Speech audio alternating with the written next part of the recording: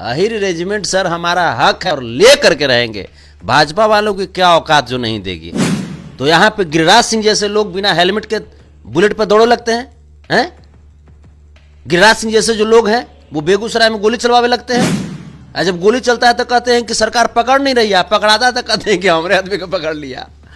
बाहरे गरुड़ाज सिंह, आपका टिक जितना लंबा नहीं है उतना लंबा लंबा बात बोलते हैं, सीधा यहाँ से सीधा पाकिस्तानी आपको नजर आता है। अरे 10-20 नहीं 100% चाहिए रे, टेम्पोरेरी नहीं परमानेंट चाहिए रे, यह मांगे कुल्ही यहिरान यही रेजिमेंट चाहिए। भरोसा तो दिनेश लाल यादव जी को भी नहीं है कि भाजपा उनकी बात को पूरा करेगी, लेकिन उम्मीद वो भी कर रहे हैं। और जोगी भरथरी बोल दिए, जोगी आदित्यनाथ। देखिए जोगी के साथ भरथरी शब्द आता है, लेकिन अब आदित्यनाथ उसमें है तो हम क्या करें। आप लोकसभा का चुनाव जीत के आइए, हम मोदी जी से अहिर रेजिमेंट की मांग को पूरा करवा देंगे। तो अब देखते हैं कि जोगी के भी बात सच रहता है कि जोगी झूठ बोलने लगा आजकल। अहिर रेजिमेंट की मांग को लेकर के लगातार आवाजें आ रही हैं और पार्लियामेंट में दिनेश लाल यादव जो भारतीय जनता पार्टी के मेंबर ऑफ पार्लियामेंट है आजमगढ़ से, उन्होंने आवाज उठाई थी और उसके बाद खेसारी लाल यादव ने ट्विटर पर इसका समर्थन किया और कहा कि हम चाहते हैं कि अहिर रेजिमेंट फिर से बने ताकि जो सेना है, जो सरहद है, वो अपने आप को और मजबूत समझे और इस देश के लिए हम लोग जान देने के लिए तैयार हैं। हमारे साथ यदुवंशी सेना के राष्ट्रीय अध्यक्ष संतोष रेणु हैं और टोपी पहना इन्होंने इस पर लिखा हुआ है कि ये हमारा मिशन है और हमारा हक है कि रेजिमेंट सेना जो है वो मिलना चाहिए। हम देश की सेवा करना चाहते हैं, देश को सुरक्षित रखना चाहते हैं और दुश्मनों को जवाब देना चाहते हैं। ये आप तो दिनेश लाल यादव ये बीजेपी की तरफ जाते दिख रहे हैं, उसकी मांग के साथ खड़े हो गए आप।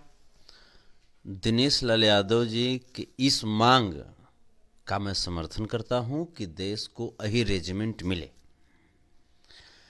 देश अगर सुरक्षित है तो उसमें अहीरों का भी योगदान है। ये बात पता नहीं इस मोदी सरकार को क्यों समझ में नहीं आती। हम बस यही अब उम्मीद कर रहे हैं कि एक यादव समाज का वो स्टार जो अपनी समाज को छोड़ करके इतना बड़ा त्याग करते हुए बीजेपी में शामिल हुआ, बीजेपी का सांसद बना, क्या बीजेपी उनकी मांगों को गंभीरता से लेती है? अभी अब तो देखने का बड़ा रोचक ये वक्त आ गया कि बीजेपी अगर गंभीरता से लेती है तो फिर तुरंत अहिर रेजिमेंट की मांग को पूरा करे।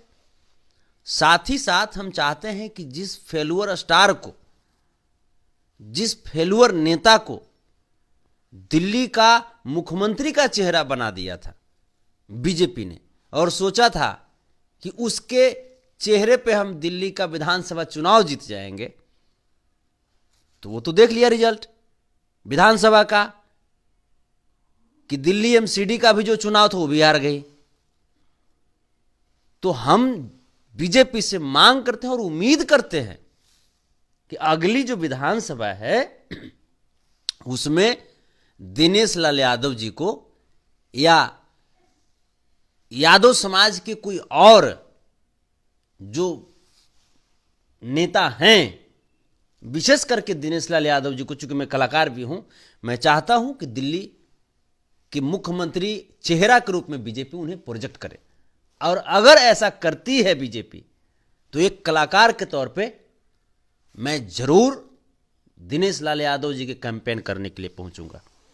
क्या लगता है जिस तरह से आप ये टोपी पहन करके और लोगों को संदेश दे रहे हैं, क्या लगता है कि सरकार इस बात को मानेगी? देखिए सर, भरोसा तो नहीं है लेकिन उम्मीद पे दुनिया टिकी है। भरोसा तो दिनेश लाल यादव जी को भी नहीं है कि भाजपा उनकी बात को पूरा करेगी, लेकिन उम्मीद वो भी कर रहे हैं।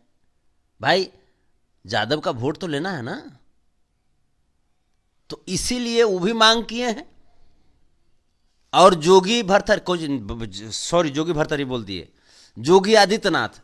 देखिए जोगी के साथ भरथरी शब्द आता है, लेकिन अब आदित्यनाथ उसमें है तो हम क्या करें। जोगी आदित्यनाथ जो हैं वो तो बोलबे किए थे कि आप संसद में आप आइए, आप लोकसभा का चुनाव जीत के आइए, हम मोदी जी से अही रेजिमेंट की मांग को पूरा करवा देंगे। तो अब देखते हैं कि जोगी के भी बात सच रहता है कि जोगी झूठ बोलने लगा आजकल। साधु संत भाई सत्य बोलते हैं ना। लेकिन साधु संत तो है हैं वो, लेकिन वो तो लीडर भी तो है ना, मुख्यमंत्री हैं, बीजेपी पार्टी से है। तो मतलब छोटा हो गए अब। साधु संत हैं, लीडर हो जाए चाहे फीडर हो जाए, साधु संत हैं ना जी, सत्य बोलते हैं ना। तो सत्य बोलते हैं तो उनकर बात तो सच होना चाहिए। सवाल ये है, सोशल मीडिया पे जब ये हंगामा खड़ा हुआ, अही रेजिमेंट की मांग हुई, तो कुछ लोग ऐसे थे जो ये कह रहे थे कि जिस लालू यादव ने अडवाणी की रथ को रोक दिया, तो ऐसे लोगों को भारतीय जनता पार्टी रेजिमेंट की मांग कैसे कर देगी? देखिए सर, तो ये चीजवा जो दिनेश लाल यादव जी हैं उनको भी तो याद होगा।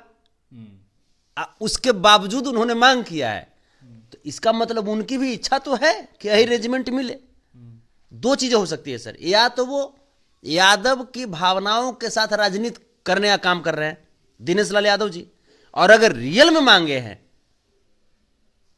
तो फिर बीजेपी को देना चाहिए, फिर बीजेपी को देना चाहिए ना सर। क्योंकि एक यादव का सुपरस्टार दिनेश लाल यादव की वजूद क्या थी, यादव, और यादव का सुपरस्टार अगर बीजेपी में चला जाए सर और उसका सांसद बना, उसका एक छोटा सा डिमांड है, यही रेजिमेंट पूरा कर दीजिए, तो भाई दे दीजिए। कहा जाता है आपको नरेंद्र मोदी जी के पकड़ा में से थोड़ा देना है, भाई दे दीजिए, सब बनाइए, कोई भी बने। भाई इतिहास है यहाँ पे, रेजांगला देख लीजिए सर, जिस रेजांगला को पूरी दुनिया चूमती है, आकर के सलाम करती है।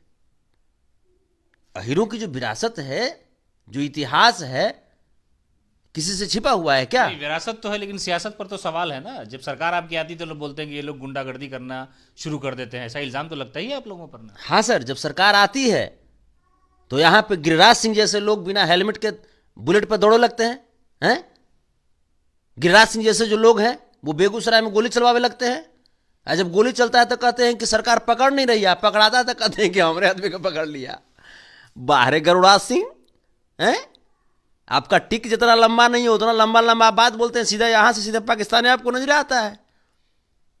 आपको पटना तो नजर आएगा नहीं, अपने क्षेत्र का विकास तो नजर आएगा नहीं, आपको सीधे यहां से उनको खाली पाकिस्तानी नजर आता है। गरुड़ाज सिंह को, गरुड़ है वो, गिरिराज सिंह केंद्रीय मंत्री हैं, नाम है। गिरी का मतलब, इससे भी गिरी का मतलब सर पर्वत होता है, लेकिन उनका गिरी का मतलब साफे गिरिए गए हैं, वो उनका नैतिकता ही गिर गया है।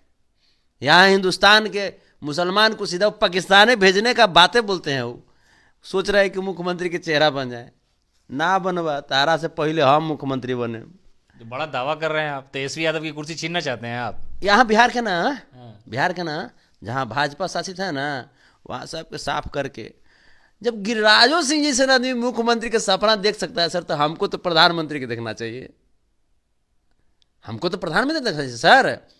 क्या टैलेंट है उस आदमी में। ये एक के टैलेंट है कि माथा उठा के केस उड़ गया है,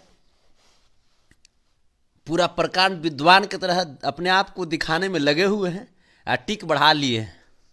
यही एगो है सर टैलेंट। तो माथा सर हमू छिलवा लिए हैं, परिस्थिति बस। गरुड़ाज सिंह, आप मुख्यमंत्री के ख्वाब देख रहे हैं ना, तो तू जहिया बन जे बनू, दिन हम प्रधानमंत्री रहे हम देश के। अही रेजिमेंट की जो मांग है वो लगातार जारी रहेगी, इसको लेकर के आंदोलन भी करेंगे लगातार सर, जारी रहेगी, और हम लोग लेकर रहेंगे सर, लेकर रहेंगे। इसमें हमारा हक है सर। अरे 10-20 नहीं 100% चाहिए रे, टेम्पोरेरी नहीं परमानेंट चाहिए रे, यह मांगे कुल्ही यहीरान यही रेजिमेंट चाहिए रे। अहिर रेजिमेंट सर हमारा हक है, और ले करके रहेंगे। भाजपा वालों की क्या औकात जो नहीं देगी। तो ये थे संतोष रेणु यादव, जिन्होंने कहा कि अहिर रेजिमेंट की जो मांग है वो हमारी लगातार है, और इन्होंने कहा कि दिनेश लाल यादव ने जिस तरह से मांग की है वो अच्छी मांग, इस मांग के साथ हम सब लोग खड़े हैं, इसलिए कि देश की सुरक्षा, देश से जो मोहब्बत है, जो प्रेम है, वो हम दर्शाना चाहते हैं। हमारा इतिहास बहुत पुराना रहा है, और इसको लेकर के आंदोलन जो है वो जारी रहेगा, और यह हक हमें मिलना चाहिए।